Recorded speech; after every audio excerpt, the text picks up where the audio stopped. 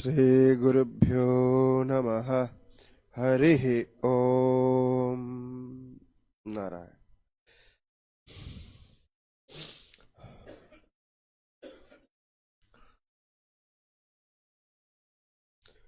वर्तमान भावः पततः पतित पतितव्य काल उपपत्तेः इति पूर्वपक्ष सूत्रम्।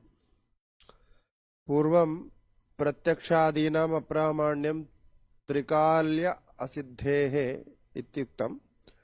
तत्र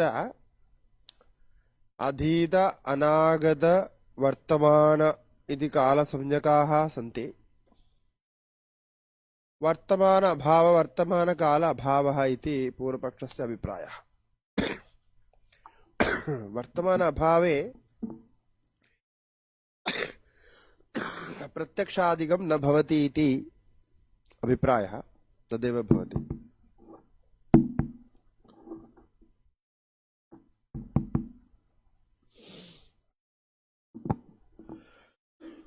तो वर्तमान अभावः इति प्रथमं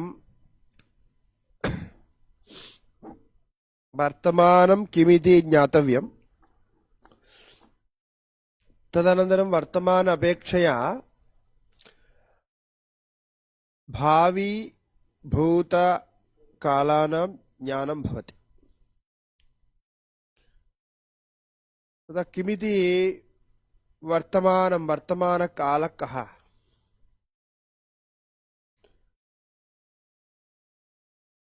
एकं वस्तु एकं फलं वृक्षात् पतति इति व्यवहरामः। व्यवहारदशायां पतत् फलं दृश्यते च। ततः वृक्षात् पतत् फलम् अस्माकं दर्शनगोचरम् आयाति। ततः वयम् एवं वदामः फलं पतति इति। किन्तु एते किमुच्यते? शाखा मूलतः तत्र पतनम् आरब्धं। तदा शाखा मूलतः पश्यामः चेत् ततः शाखा मूलदृष्ट्या तद् फलं पतितं वर्तते। ततः पतितम्। अनन्तरं भूमौ आगच्छति अनन्तरकाले। अतः पतितं फलं तस्य अग्रे किं भवति इति चिन्तिते भूमौ पतिष्यति इति भवति। शाखामूलात् भूमौ फलं पतिष्यति इति व्यवहारः, पतितव्य व्यवहारः। पतितस्य फलस्य भूमिं प्रति गमनं, भूमिं प्रति पतनम्, एतद्द्वयमेव भवति। शाखा मूलतः पृथक् विभागं कृत्वा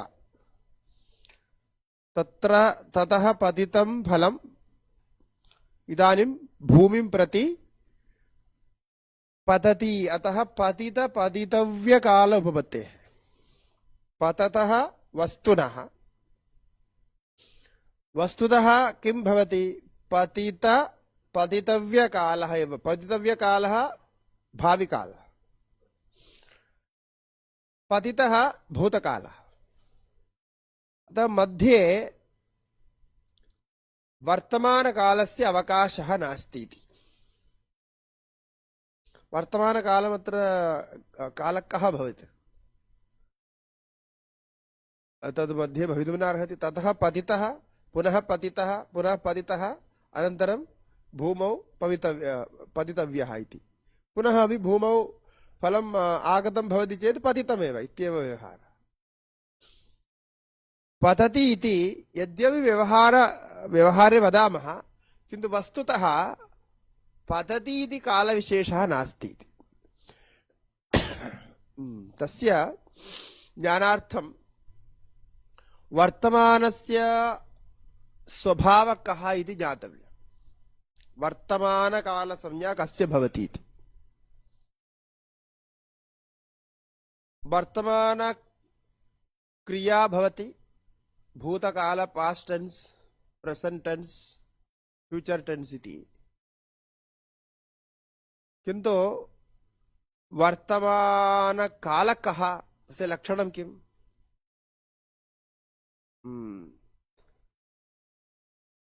समारब्धक्रियायाः परिसमाप्तिपर्यन्त कालविशेषः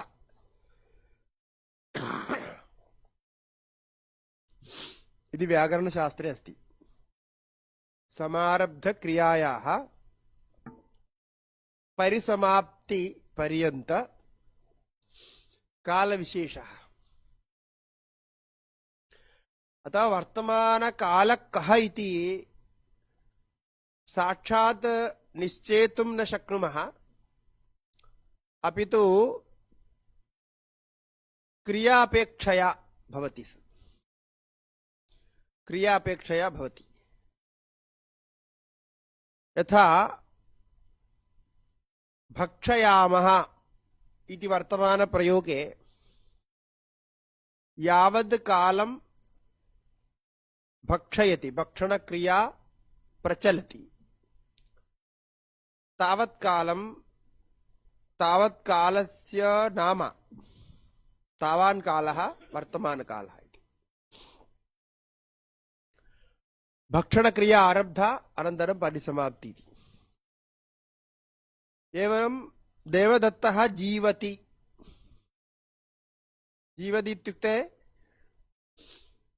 इदानीमपि जीवति, वर्षेभ्यः पूर्वं जीवनम् आरब्धं, जीवत्येव सः। कियान् कालः जीवति? यावान् कालः जीवति, यावत् कालं जीवति तावत् तस्य जीवति इत्येव प्रयोगः। स अजीवत् इति प्रयोगः न। ह्यः अहम् अजीवम्, अद्य पुनः जीवामि, श्वः जीवयिष्यामि इति न भवति, जीवामि इत्येव भवति। तत्र एकं सूत्रम् अस्ति, वर्तमानकालसामीप्ये वर्तमानवद्वा इत्यपि अस्ति। तत् सामान्यप्रयोगे एवं भवति। गच्छामि इत्युक्ते गमिष्यामि इत्यर्थः। इदानीं गच्छामि, इतः परं त्वरितमेव गच्छामि इति। गमिष्यामि इत्यर्थे गच्छामि इति भवति। इदम् इदानीम् आगच्छामि इत्युक्ते स आगतः, किन्तु सद्यैव आगतः इति कृत्वा वर्तमानसामीप्ये वर्तमानवद्वा इति एकं सूत्रमस्ति। स अन्यविषयः। किन्तु अत्र वर्तमानकालव्यपदेशः वस्तुतः भूतकालं भविष्यत्कालं च अधिकृत्य द्वयोः मध्ये भवति इति अस्माकं ज्ञानमस्ति। वयम् एवं चिन्तयामः। वस्तुतः भूतकाल भविष्यत्काल मध्ये कश्चन कालविशेषस्य अनुभवः नास्ति इति एतेषाम् अभिप्रायः। तथा नास्ति इति अस्माभिरपि तथा चिन्तितुं शक्यते। कार्यम् इदानीं पठनम् आरब्धं, पठामः। पठामः इत्युक्ते किञ्चित् पठितः, किञ्चित् पठिष्यामः। एवं मध्ये पठामि इत्यस्य कोऽपि अर्थः नास्ति। पठामः इत्युक्ते यत् किञ्चित् पठितं तत् समाप्तं, पठितमेव। यद् न पठितं तद् अग्रे पठिष्यामि। मध्ये पठनं नाम किमपि नास्ति कालदृष्ट्या पश्यामश्चेत्। यद् सर्वं मिलित्वा यद् पठितं, यद् पठितव्यमस्ति तत् सर्वं मिलित्वा पठनम् इत्युच्यते। वस्तुतः पठनं नाम न, पठनम् इत्युक्ते सामान्यक्रियानिर्देशः। गमनं पठनम् इत्यादिवत्। अतः पतितः पतितव्य काल उपपत्तेः इति दृष्ट्या वर्तमानकालो न विद्यते। कालः न विद्यते चेत् तत्र वर्तमानकालापेक्षया यः प्रत्यक्ष आदि व्यवहारः स न संभवति। प्रत्यक्षादि व्यवहारः भूतदृष्ट्या भाविदृष्ट्या न भवति, वर्तमानदृष्ट्या भवति इति। वर्तमानकालस्यैव अभावे तद् कथमपि ज्ञातुं न शक्यते चेत् तत्र न भवति इत्यर्थः पूर्वपक्षस्य। अनन्तरं सिद्धान्तः तयोरपि अभावः वर्तमानाभावे तदपेक्षत्वात्।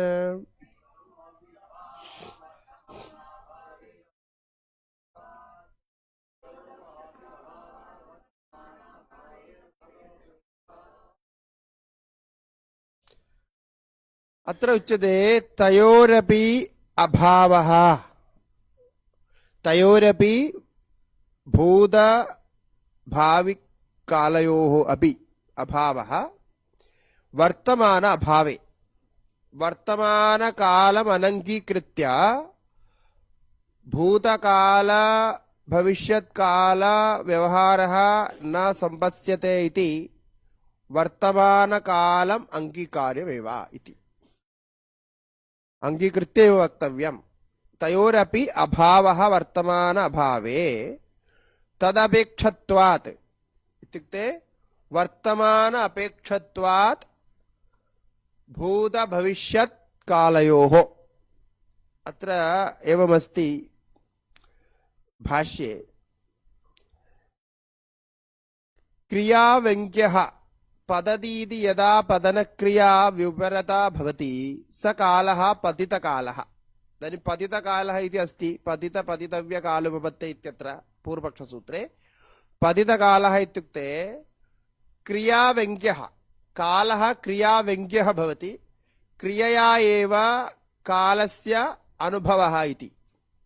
कालप्रकटीकरणं कालस्य अनुभवः क्रियया भवति इति क्रियाव्यङ्ग्यः इति। पदतीति यदा पदनक्रिया विपरता, पदति इति व्यवहारे पदनक्रिया यदा समाप्ता भवति उपरता भवति तथा स कालः पतितकालः। यदा उत्पत्स्यते स पतितव्यकालः, पदनक्रिया उत्पत्स्यते।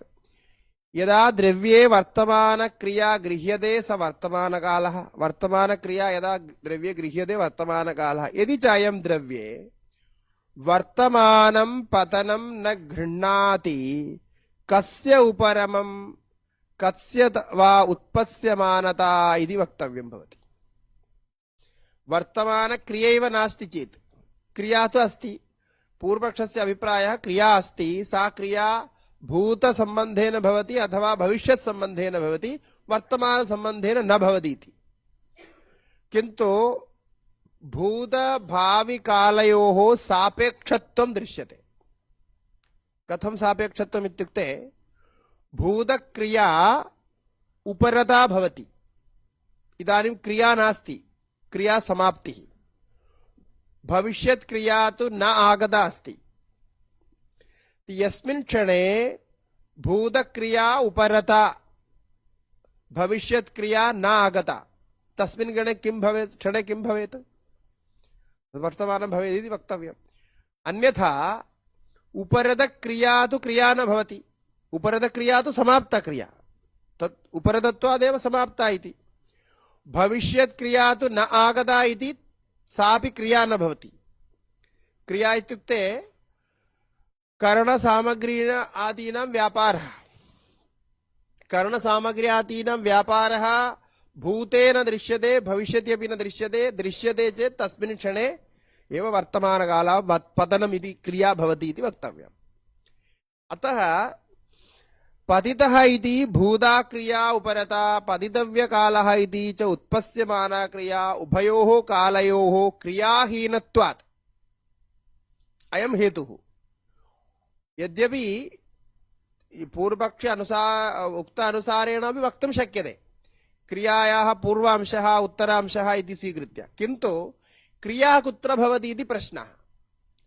क्रिया भूतक्रिया तु उपरता अस्ति, भविष्यत् क्रिया न आगता अस्ति, किन्तु क्रिया कुत्र दृश्यते? क्रियाहीनं वस्तु इति वक्तुं न शक्यते। क्रिया अस्ति, क्रिया दृश्यते, क्रिया अस्ति इत्येव वक्तव्यम्।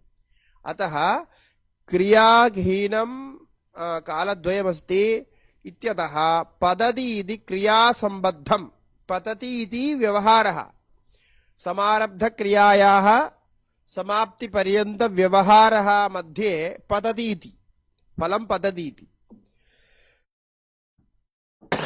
अतः सोऽयं क्रियाद्रव्ययोः सम्बन्धं गृह्णाति लोकः। येन सम्बन्धं गृह्णाति पूर्वकाल अपरकालयोः एवं करणादीनां च सम्बन्धं यत्र भवति, करणादीनां प्रवृत्तिः यत्र दृश्यते, यस्मिन् काले दृश्यते स कालः वर्तमानः एवं तदाश्रयौ द्वौ अपि कालौ भवतः। अतः वर्तमानकाल अपेक्षया एव भूतकालः भविष्यत्कालः इति वर्तमानकाल अपेक्षा अस्ति। एवं तदभावे तद् न स्वीकर्तुं शक्यते इत्यर्थः। अतः क्रिया तु वस्तुतः वर्तमानकाले एव भवति। समारब्धा क्रिया समाप्ता चेत् तस्यैव नाम भूतकालः इति। भविष्यमाण क्रिया वर्तते चेत् तत्र भाविकालः इति। अतः मध्ये क्रियायुक्तः कालः, क्रियायुक्तः कालः एव वर्तमानकालः इति संज्ञां लभते इति वक्तुं शक्यते इत्यर्थः। वर्तमानकालः नास्ति इति न। अनन्तरसूत्रे नातीतानागतयोः इतरेतरापेक्षा सिद्धिः।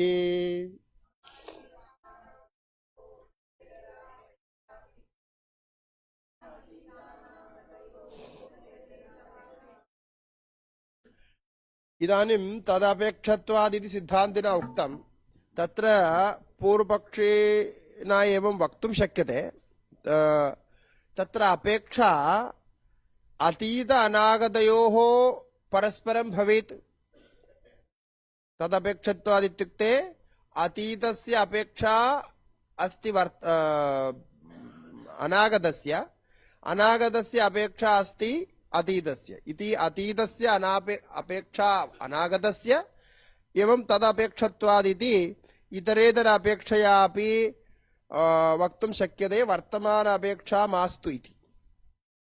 यदि एवं वदति तदा न भवितुमर्हति इति। न अतीत अनागतयोः इतरेतर अपेक्षा सिद्धिः, किन्तु वर्तमान अपेक्षया एव तयोः सिद्धिः इत्येव ज्ञातव्यम्।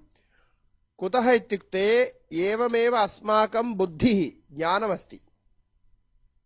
केन यदि अतीतः कल्पितः चेत्, अतीतः समाप्तः, स कल्पितः न भवति। यद् समाप्तं तत्तु सत्यमेव। तद् स्मृत्या अस्माकं मनसि स्मृतिरस्ति, अतीतः समाप्तः इति स्मृतिरस्ति। अतः स्मृत्या एव अतीतस्य ज्ञानं भवति, क्रियया न। अनागतस्य भविष्यमाणत्वेन चिन्तनम् अस्ति अस्माकं मनसि, तेनैव तस्य अस्तित्वं। वस्तुतः क्रियया तस्यापि अस्तित्वं नास्ति। अतः वर्तमान अपेक्षया एव सर्वदा भवति इति वक्तव्यं। न अतीत अनागतयोः इतरेतर अपेक्षा अपि तु वर्तमान अपेक्षया। अतः वर्तमानकालः अस्ति इत्येव। वर्तमानभावे सर्वाग्रहणं प्रत्यक्ष अनुभवत्तेः।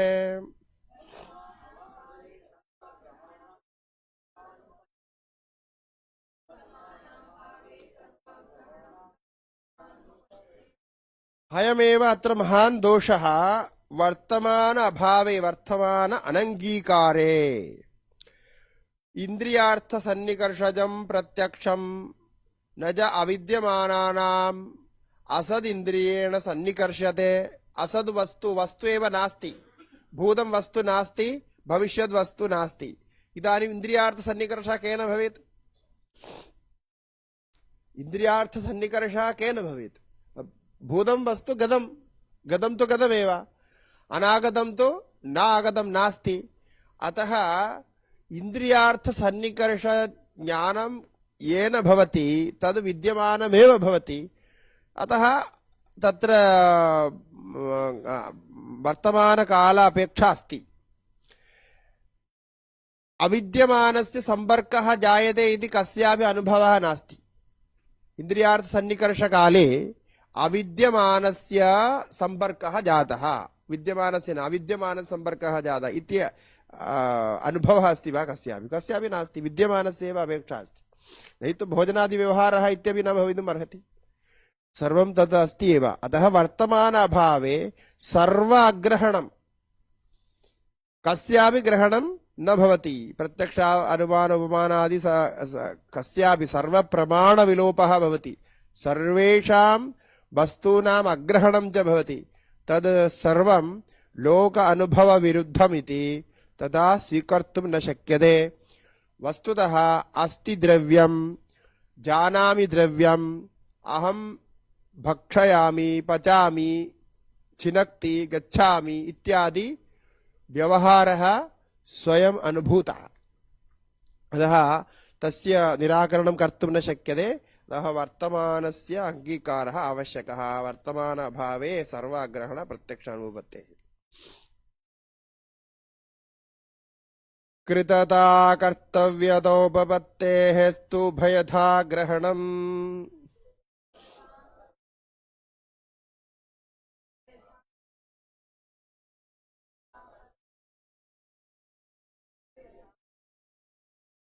इदानीम् अन्यथापि अत्र चिन्तनं भवति।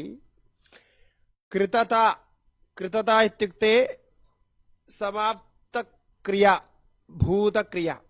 कृतता समाप्ता, कर्तव्यता भावी क्रिया। तो भूत भावी उपपत्तेः कृतता कर्तव्यता उपपत्तेः तो उभयथा ग्रहणं तद् वर्तमान अपेक्षया उभयथा गृह्यते। या क्रिया आरब्धा सा समाप्ता इति भावः।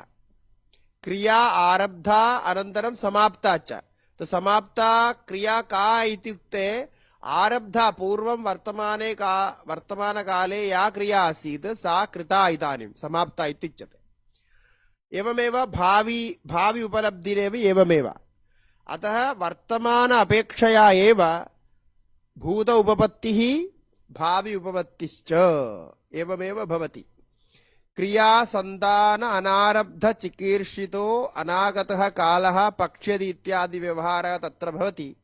किन्तु तस्य चिकीर्षा अस्ति, कर्तुम् इच्छा अस्ति, तद् विषये जिज्ञासा अस्ति। एवमेव पर भावी काल संबद्ध क्रियया स्वयं संबद्धः अपि भवति। अहं तद् कर्तुम् इच्छामि, इदानीम् अस्मि, भावी क्रियायां तथा कर्तुम् इच्छामि इति। अतः चिकीर्षित अर्थः अनागतः भवति। तेन अनागतेन अर्थेन वर्तमानकाले एव तस्य सम्बन्धः भवति। भूतकालेपि भाविकालेपि न। यत् किञ्चित् सम्बध्यते वस्तु तद् वर्तमानकाले एव सम्बध्यते। भविष्यत्काले इदानीं सम्बद्धः अस्ति वा? यद् भविष्यत्कालम् आयास्यति तस्यापि तत्रैव सम्बन्धः। अतः वस्तुना सम्बन्धः अत्रैव दृश्यते। तदपेक्षया कृतता कर्तव्यता उपपत्तेः तु उभयथा ग्रहणम्। उभयथा अपि एकस्याः एव क्रियायाः ग्रहणम् इत्यर्थः। पचति क्रियायाः ऊहा भवति। तद् सर्वम् इच्छानुसारेण भवति, वर्तमानक्रियानुसारेण भवति।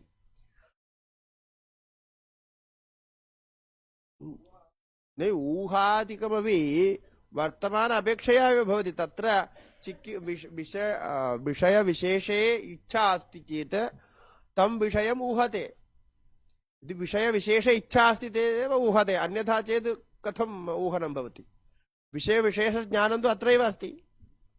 अतः पचति इति पाकं कर्तुम् इच्छति, यः भोजनं कर्तुम् इच्छति स पाकं कर्तुम् इच्छति इति अस्तु।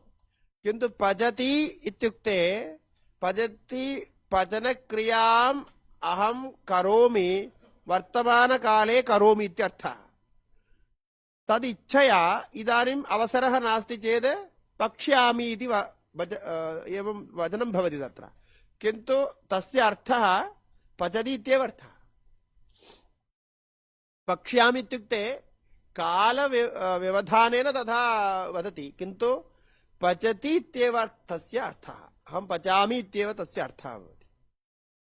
एवं तत्र सम्बन्धः करणीयः इति, उभयदापि तथा कर्तुं शक्यते, केवलं व्यवहाराय एवं भवति।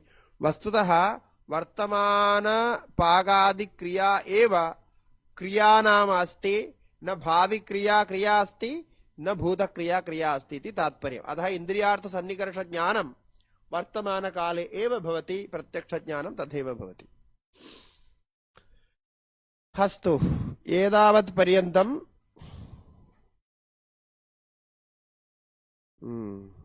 एतावत्पर्यन्तं अनुमानपरीक्षा समाप्ता। कृतदा कर्तव्यता उपपत्तेः उभयथा ग्रहणमिति। अत्र मध्ये वर्तमानकालविषये प्रासङ्गिकः विचारः अपि आगतः, तस्यापि उत्तरम् अभवत्। इदानीम् उपमानसिद्धिम् उन्नीय पूर्वपक्षः अत्यन्तप्रायैकदेशसाधर्म्यादुपमानासिद्धिः।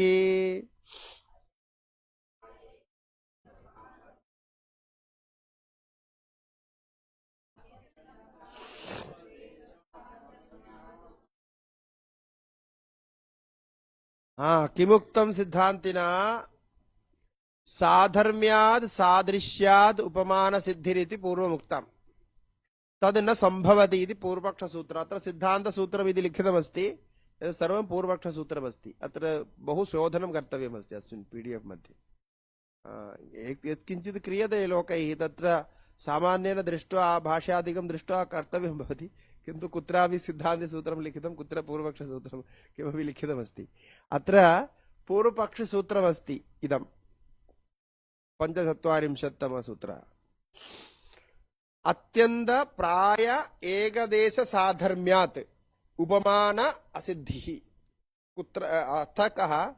अत्यन्त सादृश्यं न भवति, प्रायिक इत्युक्ते अधिकतर, प्रायेण इति अर्थात् प्रायिक सादृश्यमपि साधर्म्यमपि न सिद्ध्यति, अतः उपमान असम्भवः। इत्युक्ते अत्यन्त साधर्म्याद् उपमानं न सिद्ध्यति। अत्यन्त साधर्म्यं भवति चेत्, यथा न चैवं भवति, यथा गौर् एवं गवयः इति। यदा गौः गोसदृशो गवयः इति दृष्टान्तमस्ति, यथा गौः तथैव गवयो वा अत्यन्तसादृश्यमस्ति वा तेषां? तयोः गो गवयोः अत्यन्तसादृश्यमस्ति वा? नास्ति। कथम् अत्यन्तसादृश्यं भवेत्? अतः गो सदृशो गवयः इत्युक्ते गौरेव गवयः इति न। कुतः? तत्र अत्यन्तसादृश्य अभावात्। अतः अत्यन्तसादृश्यस्तु न भवत्येव, कस्यापि अत्यन्तसादृश्यः पूर्णसादृश्यः इति न भवति। यदि पूर्णं सादृश्यं भवति चेत् एकमेव वस्तु भवेत् सर्वम्। अतः उपमानं न आगच्छति, उपमानं कर्तुं न शक्यते। द्वितीयपक्षः कः? प्रायैकसाधर्म्यात्, अधिकतर साधर्म्यात् भवति इति। तदपि उपमानं न सिद्ध्यति। न हि भवति यथा अनड्वान्। अनड्वान् इत्युक्ते बलिवर्तः, ऋषभः। यदा ऋषभः तथा महिषः सादृश्यमस्ति, प्रायैकसादृश्यमस्ति, किन्तु तथा वक्तुं शक्यते वा? यथा ऋषभः तथा महिषः इति वक्तुं न शक्यते। एकदेशसाधर्म्यादुपमानमपि न सिद्ध्यति। अतः एकदेशसाधर्म्यं साधर्म्यस्तु अत्र भवति, तथा साधर्म्यं भवति द्वयोः, किन्तु तेनापि उपमान असिद्धिः। अतः पक्षद्वयम्, अत्यन्तसादृश्यादपि उपमान असिद्धिः, एकदेशसाधर्म्यादपि ऋषभ महिषवत् एकदेशसाधर्म्यादपि उपमान असिद्धिः। अतः न सर्वेण सर्वम् उपमीयते। यदि एवं भवति चेत् एकदेश साधर्म्यं तु सर्वेषां सर्वैः सह अस्ति। सर्वेषां सर्व एकदेश साधर्म्यं येन केन प्रकारेण वक्तुं शक्यते। अतः तथा सर्वत्र सर्वम् उपमीयते इति भवेत् येन केनापि साधर्म्येण भवति चेत्। अतः उपमानं नाम न भवति इति एषाम् आशयः। अत्यन्तसादृश्येन अपि न भवति, एकदेशसादृश्येन अपि न भवति इत्यतः। अनन्तरं सिद्धान्तिसूत्रमस्ति। प्रसिद्धसाधर्म्यादुपमानसिद्धेः यथोक्तदोषानुपपत्तिः।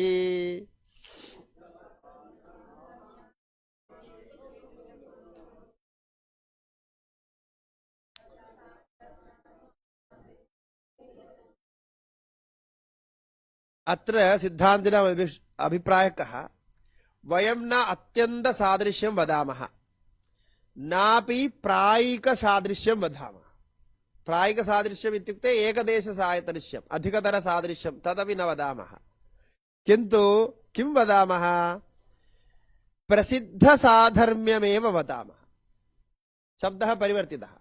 प्रसिद्धसाधर्म्यं यत्किञ्चित् भवेत्, प्रसिद्धसाधर्म्यमेव साधर्म्यादेव उपमानसिद्धेः यथोक्तदोष अनुपपत्तिः इत्युक्ते अत्र भाष्ये किञ्चित् लिखितमस्ति। न साधर्म्यस्य कृत्स्न प्राय अल्पभावमाश्रित्य उपमानं प्रवर्तते।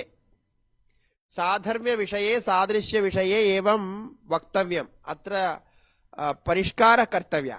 सादृश्यम् इत्युक्ते सामान्य शब्दप्रयोगः, तत्र परिष्कारः कर्तव्यः। कः परिष्कारः? कृत्स्न सादृश्यं मा भूत्, प्रायिक सादृश्यमपि मा भूत्, अत्यल्प सादृश्यमपि मा भूत्, किन्तु प्रसिद्ध साधर्म्यमस्तु। प्रसिद्ध सादृश्यं किमपि अस्तु, प्रायिकं वा अस्तु अल्पं वा अस्तु, यत्किमपि अस्तु प्रसिद्ध सादृश्यमिति वदामः। ततः साध्य साधन भावमाश्रित्य प्रवर्तते। प्रसिद्ध साधर्म्यादेव अनुमानादीनाम् अन्यत्रापि साध्य साधर्म्यम् इत्यादिकं सर्वं दृष्ट्वा प्रसिद्ध सादृश्यमेव पश्यामः। यत्र च एतदस्ति तत्र उपमानं प्रवर्तते, तद् प्रतिषेद्धुम् अशक्यं भवति। तस्मात् यथोक्तदोषः न उपपद्यते। अत्यन्तसादृश्यमिति नास्ति, प्रायिकसादृश्यमित्यपि नास्ति, एकदेशसादृश्यमित्यपि नास्ति। वयं तु वदामः प्रसिद्धसादृश्यं किमपि अस्तु इति। प्रसिद्धसादृश्यं स्वीकृत्य वदामः, तेन कार्यं सिद्ध्यति इत्यर्थः। अत्रापि इदानीं पश्यन्तु, अत्र पूर्वपक्षसूत्रमिति लिखितं। वस्तुतः इदं सूत्रं सिद्धान्तिसूत्रमस्ति। अतः सामान्येन दृष्ट्वा अद्यत्वे किं भवति इत्युक्ते, कलाशालादिषु सर्वत्रापि एतेषां दर्शनानां सूत्ररूपेण अध्ययनं नास्ति। इदेन पश्यन्ति एव, आचार्याः अपि न जानन्ति। ये सूत्राणाम् अध्ययनं साक्षात् न भवति, ते तु न्यायमतानुसारेण ग्रन्थानाम् अन्येषां ग्रन्थानाम् अध्ययनं कुर्वन्ति। मध्ये मध्ये यत्र आवश्यकं तत्र सूत्राणि पश्यन्ति, तावदेव। अतः यद्यपि पुस्तकानि प्रकाशितानि सन्ति, विद्यन्ते, किन्तु अध्ययनं तु साक्षात् न भवति। न्यायशास्त्रस्य अध्ययनमित्युक्ते नव्यन्यायस्य अध्ययनमित्येव अर्थः अद्यत्वे। अथवा पृच्छन्तु अन्यान् छात्रान्, सर्वत्र पृच्छन्तु, ते सर्वे एतद् न जानन्ति। अत्र अध्ययनं न भवति, किं प्रयोजनमिति। इतोपि अधिकं नव्यशास्त्रात् अध्ययनं कुर्वन्ति इति तेषाम् अभिप्रायः। अत्र तर्काः प्रयुक्ताः सामान्यतर्काः इति, नव्यन्याये तु अधिकाः, इतोपि उत्तमाः तर्काः भवन्ति इत्यतः तेषामेव अध्ययनं भवति।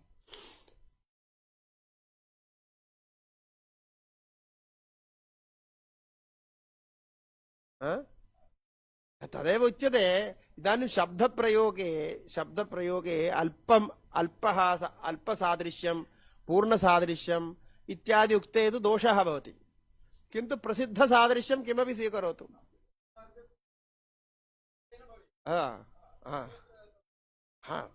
तावदेव, तदेव प्रसिद्धसादृश्यमस्ति इत्येव अर्थः। अल्पं वा भवेत् बहु वा भवेत् अस्ति तत्तु प्रसिद्धं भवेत्। विशेषः कः इति उपमानज्ञानं तु उपमितिस्तु प्रसिद्धज्ञानेनैव भवति। सादृश्य अल्पत्व बहुत्वं तत्र हेतुर्न, तस्य उपयोगः नास्ति। प्रसिद्धसादृश्यं किमपि अस्तु। न न इव इत्युक्ते तत्र इव शब्दप्रयोगस्तु केवलं भेदकरणाय। गौः एव गवयः इति वक्तुं न शक्यते। गौः गवयः इत्यपि वक्तुं न शक्यते। कुतः? तत्र एवं चेत् पर्यायपदानि इव भवेत्, तथापि न। अतः गौः गवयः इति न, गौरेव गवयः इत्यपि न, गौ समः गवयः इत्यपि न। किं वक्तुं शक्यते? इव इति वक्तुं शक्यते, तावदेव। गौरिव गवयः, तत्र इव शब्देन प्रसिद्धसादृश्यमेव विवक्षितमिति। भेदकरणाय एव उच्यते।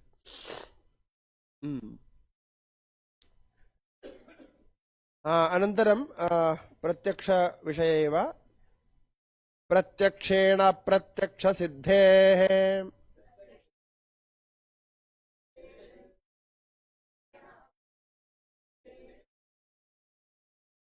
इदमपि पूर्वपक्षसूत्रम्। प्रत्यक्षेण अप्रत्यक्षसिद्धेः अत्र आशयकः तर्हि उपमानम् अनुमानम् इत्यादिकं यत् प्रयुज्यते तत्र किं भवति? प्रत्यक्षेण अप्रत्यक्षस्य सिद्धिर्भवति। प्रत्यक्षेण धूमेन अप्रत्यक्षस्य सिद्धिर्भवति। अतः धूमेन प्रत्यक्षेण अप्रत्यक्षस्य वह्नेर्ग्रहणम् अनुमानम्।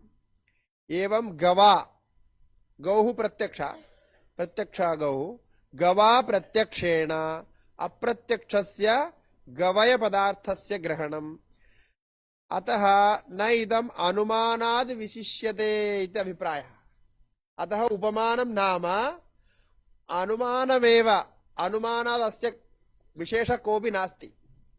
पूर्वम् उपमानमेव न भवति इत्युक्तं पूर्वपक्षिणा, इदानीम् उपमानं प्रसिद्ध अंशसादृश्येन भवति इत्युक्तं सिद्धान्तिना। तदा पुनः प्रश्नः, एवं चेत् उपमानं मास्तु, अनुमानेन कार्यसिद्धिः। उपमानस्य आवश्यकता नास्ति। अनन्तर आह्निके एतद् विषये चर्चा भविष्यति। एते वैशेषिकाः केवलं प्रत्यक्ष अनुमानमेव स्वीकुर्वन्ति, उपमानशाब्दादिकं न स्वीकुर्वन्ति। तेषाम् अभिप्रायः एवमस्ति, उपमानेपि एवमेव, अनुमाने यथा तथैव। अनुमाने किं भवति? प्रत्यक्षेण अंशेन, प्रत्यक्षं धूमादि अंशं स्वीकृत्य, लिङ्गं स्वीकृत्य, अनन्तरम् अप्रत्यक्षस्य अग्नेयादि साध्यस्य अनुमानं भवति। एवमेव अत्रापि गवांश स्वीकृत्य अनन्तरं गवया अंशस्य ज्ञानं भवति इति। एवं प्रत्यक्ष अप्रत्यक्षयोः व्यवहारः इति प्रत्यक्षेण अप्रत्यक्षसिद्धेः एतद् उपमानमपि अनुमान स्वरूपत्वादेव उपमानं नाम मास्तु। एक अधिकप्रमाणस्वीकरणे दोषः। विद्या छात्राणां तु आयास आधिक्यं भवति, श्रमाधिक्यं भवति। अतः मास्तु, उपमानं नाम मास्तु इति। अतः अत्र भेदः करणीयः। सिद्धान्त सूत्रं न न न पूर्वपक्षसूत्रं, सिद्धान्तसूत्रम् इति लिखितमस्ति, पूर्वपक्षसूत्रम्। तद् एकत्र सिद्धान्तमिति आरभ्य सिद्धान्तसूत्रमिति क्रमेण लिखितं। तत्र अनन्तरं पूर्वपक्षसूत्रमिति लिखित्वा पूर्वपक्षसूत्रमित्येव लिखितं। तत्र श्रद्धया न कृतमिति। अस्तु, अस्य समाधानं किं? न प्रत्यक्षे गवये प्रमाणार्थमुपमानस्य पश्यामः।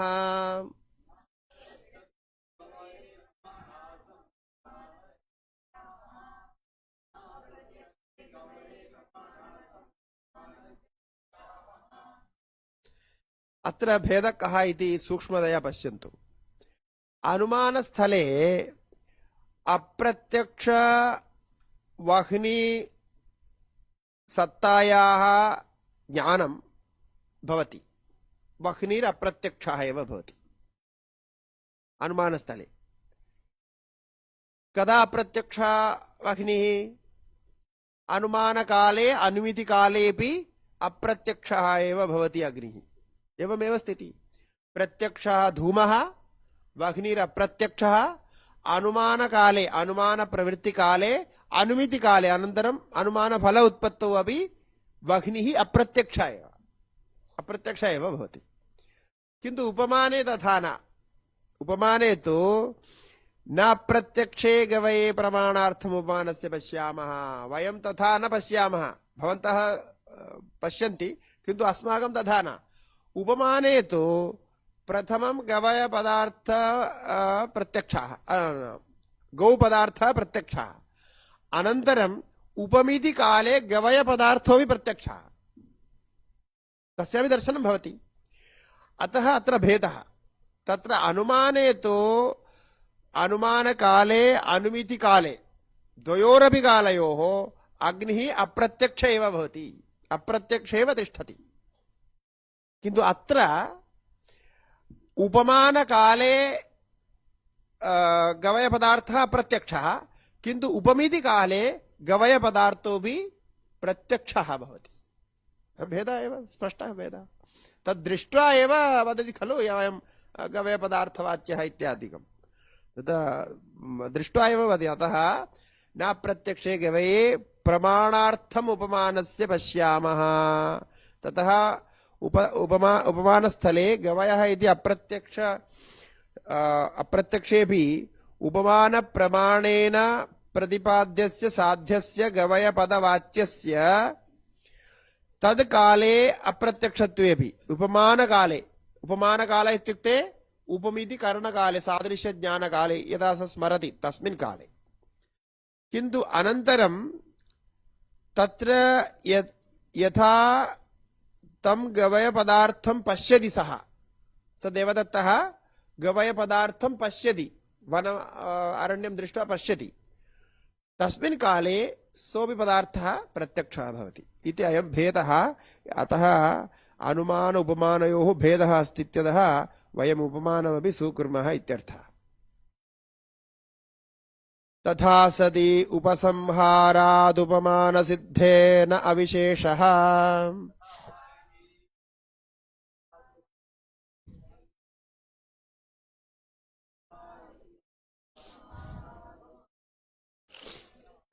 अत्रापि भेदः उच्यते। अनुमाने किं भवति? पर्वतो वह्निमान् इति प्रतिज्ञां कृत्वा अनन्तरम् अग्रे अन्ते व्याप्तिज्ञानादि परामर्शं कृत्वा धूमवान् अयं पर्वतः इति निश्चित्य अनन्तरं वह्निमान् अयं पर्वतः इति निर्णयः भवति। अयं पर्वतः वह्निमान् इति निर्णयः भवति। अयं पर्वतः वह्निमान् इति प्रतिज्ञा आसीत्। अनन्तरं धूमादिसत्त्वात् व्याप्तिसत्त्वात् परामर्शात् तथा च अयं पर्वतः इति निश्चयः। एवमस्ति स्वरूपम् अनुमितेः स्वरूपम् एवमस्ति। अयं पर्वतः वह्निमान् इति अनुमितेः स्वरूपं, वह्निमान् अयं पर्वतः इति। किन्तु उपमाने उपमितौ किं भवति? यथा गौः तथा च अयम् इति भवति। वाक्यभेदः तत्र वर्तते। यथा गौः तथा च अयम्। पर्वतो वह्निमान् इति ज्ञानस्य यथा गौः तथा गवयपदार्थः इति भेदः वर्तते। यथा तथयो भेदः। ईदृशः भेदः स्पष्टः एव। अतः गवयपदार्थवाच्यः कथं वर्तते इत्युक्ते यथा गौः तथा इत्येव उच्यते। तथा इति उपसंहारात्। उपसंहारकाले अनुमितौ उपमितौ उपसंहारकाले तथा इति उपसंह्रियते उपमानसिद्धेः। अतः न अविशेषः। न अविशेषः इत्युक्ते विशेषः अस्ति। अविशेषः न। पूर्वं किमुक्तं पूर्वपक्षिणा? अनुमान उपमानयोः विशेषः न इत्युक्तम्, अविशेषः इत्युक्तम्। अतः स अविशेषः न, विशेषः अस्ति एव इत्यर्थः। उपमान अनुमानयोः इति उपमानविषये निश्चित्य अनन्तरम् इदारभ्य शब्दप्रमाणपरीक्षा एवं भवति। शब्दप्रमाणपरीक्षा इदानीं परीक्षायां किञ्चित् कष्टं भवति, तत् पूर्वपक्ष उत्तरपक्षादिकं ज्ञातव्यमिति।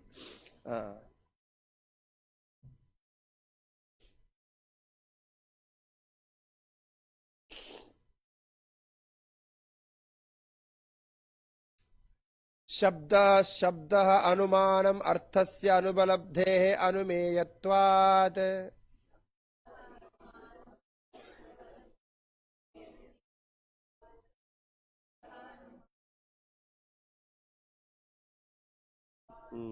इदानीं शब्दोऽपि अनुमानमेव इति शब्दपरीक्षा। शब्दोऽपि अनुमानमेव अर्थस्य अनुपलब्धेः। कुतः? पूर्वदेव एक शब्दः श्रूयते किन्तु अर्थः तत्र न लभ्यते।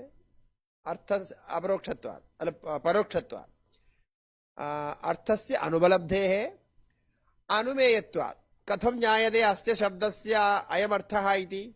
अनुमानेन ज्ञायते।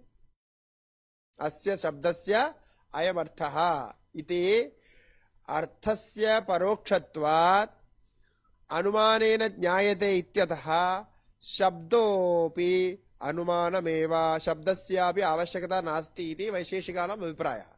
वैशेषिक ये प्रमाणद्वयमेव इच्छन्ति, प्रत्यक्ष अनुमाने इति। शब्दो अनुमानम् अर्थस्य अनुपलब्धेः अनुमेयत्वादिति। शब्द अनुमेयत्वं कथमित्युक्ते प्रत्यक्षतः अनुपलब्धेः। इदानीं शब्दप्रयोगः कदा भवति? स्वर्गकामो यजेत इति आप्तवाक्यं शब्दः, स्वर्गकामो यजेत इति। तद् श्रुत्वा याचकः यजमानः स्वर्गार्थं स्वर्गप्राप्त्यर्थं यजनं करोति।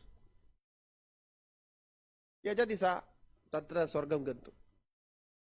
स्वर्गः पदार्थः इदानीम् अप्रत्यक्षः एव वर्तते। किन्तु स्वर्गमस्ति वा न वा इति कथं ज्ञायते? स्वर्गः अस्ति वा न वा इति अनुमानेन ज्ञायते। अनुमानं कथं भवति? शब्दप्रमाणेन। आप्तेन उक्तत्वात्, आप्तेन यथार्थ वक्त्रा उक्तत्वात् स्वर्गो नाम पदार्थः अस्ति इति अनुमीयते। दृष्टपदार्थः न, अनुमानेन भवति, अदृष्टत्वादेव। अतः तत्र उक्तम् अनुमेयत्वात् इति। अत्र अनुपलभ्यमाने विषये लिङ्गाद् हेतोः अनुमानमिष्यते सर्वत्र। अनुपलभ्यमानस्य प्रत्यक्षतः अनुपलभ्यमानस्य विषयस्य ज्ञानं सर्वत्र हेतोः एव भवति। अत्र शब्दः उक्तः शब्दः एव हेतुः। तं शब्दं श्रुत्वा ज्ञात्वा अनन्तरं तद्विषये चिन्तयति, अनुमानं करोति इत्यर्थः। एवं अनुमेयत्वाद् शब्दस्य पृथक् प्रमाणत्वेन अंगीकारः न मास्तु इत्यर्थः। शब्दो अनुमानम् अर्थस्य अनुपलब्धेः इति। अनन्तरम् अपि पूर्वपक्षसूत्रमेव उपलब्धेः अद्विप्रवृत्तित्वात्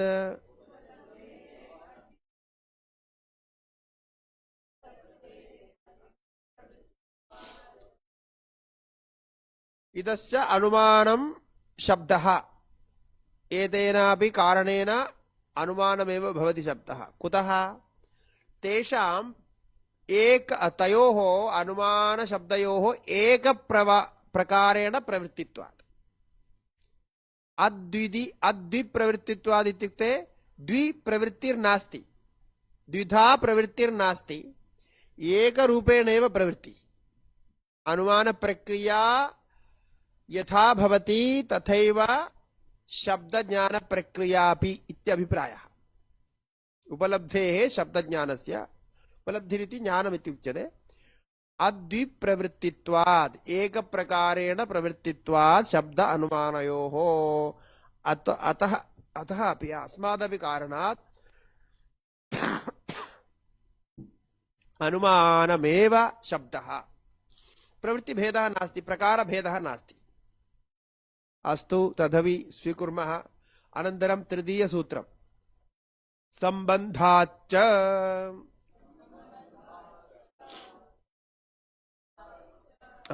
अत्र मुख्यं कारणमस्ति यथा लिङ्गलिङ्गिनोः सम्बन्धः धूम अग्न्योः सम्बन्धः तेन धूमेन अग्निरनुमीयते लिङ्गस्य अग्नेः धूमस्य साध्यस्य च सम्बन्धः अस्ति सम्बन्धेनैव अनुमानं भवति इति नियमः केनापि सम्बन्धेन भवितव्यम् एवम् अत्रापि सम्बन्धः कः सम्बन्धः पदपदार्थसम्बन्धः शब्दः अनुमानमिति अनुवर्तते पूर्वस्माद् अनुवर्तते सम्बन्धः सम्बद्धयोरेव शब्दार्थयोः सम्बन्धसिद्धौ सम्बन्धे ज्ञाते शब्द उपलब्धेः ग्रहणं भवति शब्दाद् पृथक् अर्थः शब्दार्थयोः कश्चन पदपदार्थसम्बन्धः शक्तिवृत्त्या वा लक्षणावृत्त्या वा स्वीकुर्मः पदपदार्थसम्बन्धः अतः तादृशः सम्बन्धः कश्चन अस्ति इति कारणतः सम्बद्धयोरेव लिङ्गलिङ्गिनोः सम्बन्धप्रतीतौ अनुमानं यथा यथा भवति तथैव अत्रापि परस्परसम्बद्धयोरेव शब्दार्थयोः व्यवहारः भवति सम्बन्धोऽपि अत्र कारणं भवति अतः सामान्यमेव अनुमानवदेव शब्दस्यापि प्रवृत्तिः अतः अनुमानं सम्यक् ज्ञात्वा शब्दार्थबोधोऽपि जायते इति अभिप्रायः एतावत्पर्यन्तं पूर्वपक्षः उपस्थापितः इतः पर्यन्तं सिद्धान्तसूत्रम् आयास्यति किन्तु अत्र एव विरामं कुर्मः पुनः सिद्धान्तविषये अग्रे चिन्तयामः यदि प्रश्नाः भवन्ति चेत् पृच्छन्तु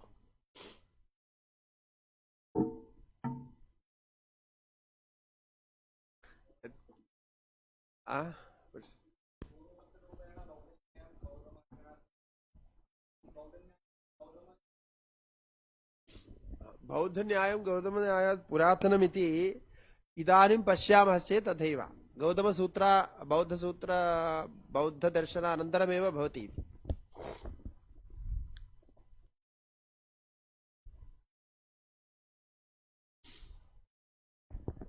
दर्शनं सर्वं पूर्वमपि आसीत् चिन्तनमासीत् किन्तु एतद् साक्षात् वैदिकदर्शनं न अस्ति इति कारणतः बौद्धदर्शनात् परमिति अस्य कालः प्रायः बौद्धदर्शनात् परम् इत्येव सर्वे अङ्गीकुर्वन्ति गौतमदर्शनस्य एवं वैशेषिकदर्शनस्य सांख्यदर्शनस्य ततः पूर्वमपि अस्तित्वम् अङ्गीक्रियते दर्शनशास्त्ररूपेण अत्र विषयकः सामान्यरूपेण अस्य चर्चा महाभारतादिषु सर्वत्र दृश्यते किन्तु दर्शनशास्त्ररूपेण यद् प्राप्तमस्माभिः तत्तु अनन्तरमेव भवति वस्तुतः बौद्धदर्शनस्य खण्डनाय एव एतद् दर्शनं प्रवृत्तम् अग्रे तथा पश्यामः नास्तिकदर्शनानां खण्डनाय एव नास्तिकदर्शनानि इदानीम् इतः आरभ्य एव आप्तवाक्य वेदादिविषये अत्र चर्चा भविष्यति अनन्तरमपि अस्ति न्यायदर्शनस्य मुख्यरूपेण बौद्धदर्शनखण्डनाय एव परन्तु एते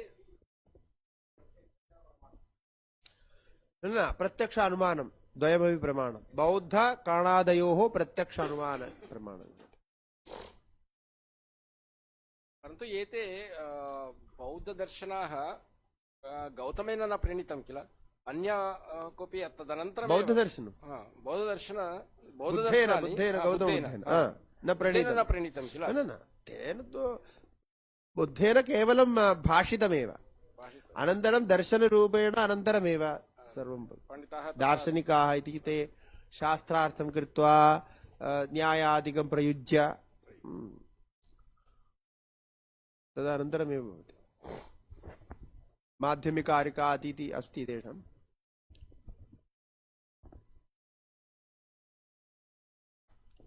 अद्यत्वेपि बौद्धन्यायग्रन्थाः पृथक् लभ्यन्ते। पुरातनन्यायग्रन्थाः बौद्धन्यायग्रन्थाः लभ्यन्ते अद्यत्वेपि।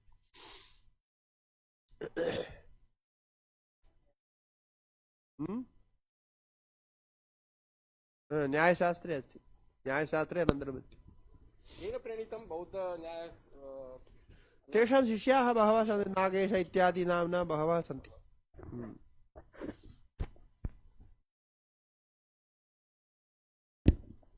शिष्यपरम्परया तथा भवति। बहवः ग्रन्थाः सन्ति। वस्तुतः प्राचीन न्यायशास्त्रमिति तेषामेव न्यायशास्त्रं, बौद्धानामेव प्राचीनन्यायशास्त्रं, प्राचीनतम न्यायशास्त्रमित्युक्ते बौद्धानामेव। ततः परमेव एतद् न्यायशास्त्रम् आगतमिति स्पष्टं दृश्यते। तत्रापि अत्रापि स्पष्टं दृश्यते। तथैव जैनन्यायदर्शनमपि अस्ति, जैनन्यायग्रन्थाः अपि सन्ति। एतयोर्मध्येपि भेदः अस्ति। बौद्धानां न्यायदर्शने बहु जैनानां महान् भेदः परस्परं। नास्तिकाः सैद्धान्तिकदृष्ट्यापि साधनादृष्ट्यापि भेदः वर्तते। जैना शून्यवादादिकं ते न अङ्गीकुर्वन्ति। तेषां परिकल्पना एव अन्या भवति। साधनानि तु प्रायेण समानानि एव।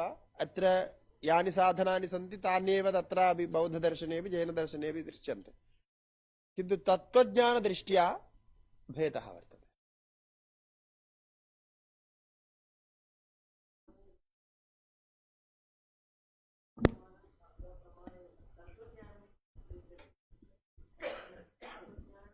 तदेव प्रथमसूत्रे द्वितीयसूत्रे उक्तम्।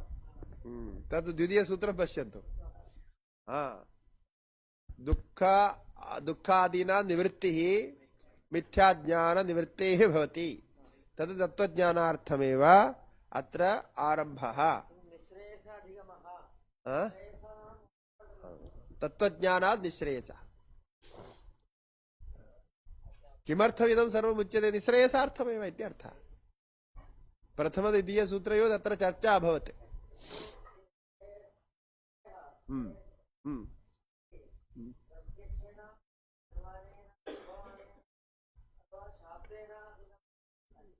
कथं न भवति?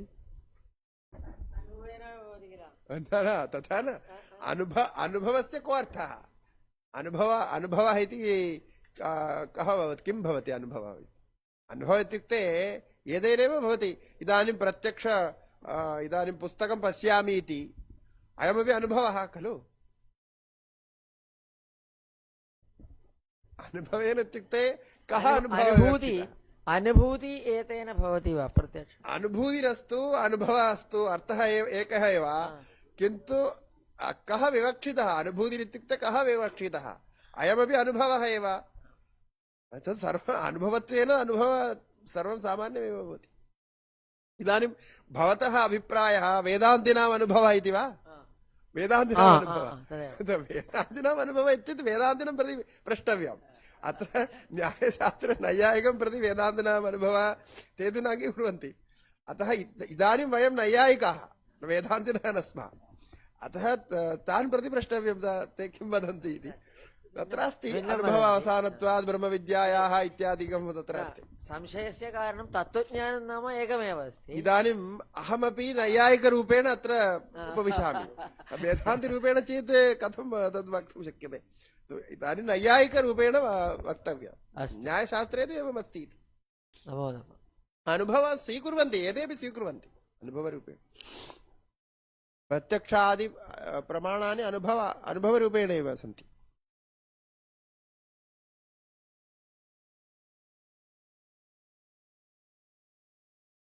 अन्य कोऽपि प्रश्नः नास्ति चेत् अत्र अभ्यासरूपेण एवं कर्तुं शक्यते। अत्र एते पूर्वपक्षसूत्राणि, एतानि पूर्वपक्षसूत्राणि सन्ति। तत्र मिलित्वा एकं पक्षं एकः पक्षः पूर्वपक्षसूत्राणाम् अभ्यासं कृत्वा तत्र किमुक्तमिति एकः पक्षः, द्वितीयस्य सिद्धान्तसूत्रेण, एवं क्रमेण एकैकं सूत्रं स्वीकृत्य यः पूर्वपक्षं स्वीकरोति तस्य प्रयासः भवेत् पूर्वपक्षः एव सिद्धः इति, समीचीनः इति। ततः अभ्यासः क्रियते चेत् समीचीनं भवति। पूर्वपक्षः स्थापनीयः प्रमाणैः युक्त्या च। सिद्धान्तपक्ष कथने तु सिद्धान्तः एव सिद्धः अर्थः समीचीनः इति, एवं चर्चा क्रियते चेत् सम्यक् भवति कथारूपेण। तदेव कर्तव्यम्। अत्र अयम् अभ्यासः अस्माभिरपि क्रियते। प्रायः मया एतद् सर्वम् अधीतं भवेत् 25 अधिकवर्षेभ्यः पूर्वम्। अतः एतावत् कालपर्यन्तम् अस्ति। मध्ये सामान्येन एकवारं वा द्विवारं वा पाठितमेव, तद् पूर्णरूपेण न। अद्यत्वे विद्यार्थिनः न लभ्यन्ते एतत् सर्वम् अध्ययनं कर्तुं। तर्कसङ्ग्रह न्यायमुक्तावल्यादिकं पठित्वा एव ते सिद्धाः भवन्ति। अनन्तरं न्यायशास्त्रस्य इति अध्ययनं न भवति। तथैव एतत् पूर्वपक्षरूपेण चेत् स्मरणं झटिति स्मरणं भवति, किं वक्तव्यमिति अस्माभिः। अतः तथा कर्तुं शक्यते। अभ्यासरूपेण सूत्राणाम् उद्धरणं भवति चेत् समीचीनम्, अथवा अर्थस्य उद्धरणेनापि वाग्वादः भवति चेत् समीचीनम्। संस्कृतभाषया वादकथादिकं सम्यक् प्रचलति। तत्र विभक्त्यादिरूपेण तत् सम्यक् ज्ञातुं शक्यते। अभ्यासोऽपि भवति, वादाभ्यासः, डिबेट् प्राक्टीसिङ्ग् तदपि भवितुमर्हति। ॐ श्रीगुरुभ्यो नमः। हरिः